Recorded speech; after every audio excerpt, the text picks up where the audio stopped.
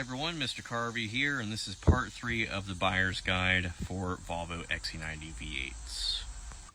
One thing else to note, it's not exclusive to V8s, it's actually all XC90s in general, aside from my dirty interior.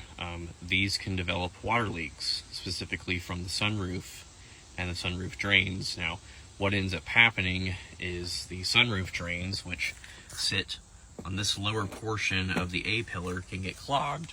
And one telltale sign that this is going on is you'll see this fabric on the A-pillar trim start to flake off.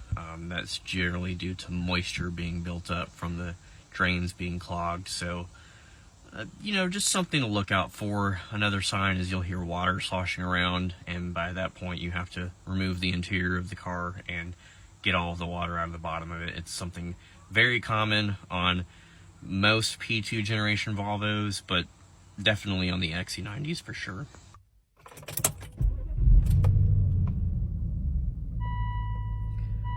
As you can see, mine has right at about 200,000 miles, and it runs really good, and I don't really have any major issues with the way that this engine runs. I've done a lot of maintenance here recently on it, but otherwise these are good,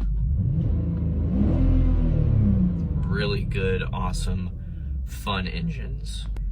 The only other things to really note is that, as time goes on, just things will start randomly flaking apart.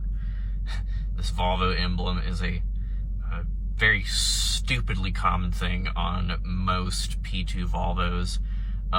Aside from that, these interiors hold up fairly well, and you don't really have too many issues aside from the A-pillar trim, of course, because of sunroofs. But otherwise, these are pretty lax and pretty basic interiors and don't really require a lot of different things to upkeep them. Just, keep them clean, and they are actually pretty solidly made.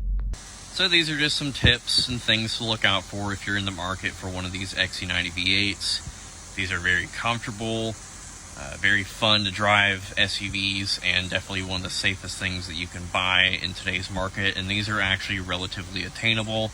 They're not too expensive. They're just some things to note when you're buying one of these and when you own one. So if you like what you see, let me know, and I will probably do some more buyer's guide videos on Volvos and maybe some other cars as well, depending on how well this does. So thank you very much for watching, and I will talk to you guys soon. Mr. Carvey.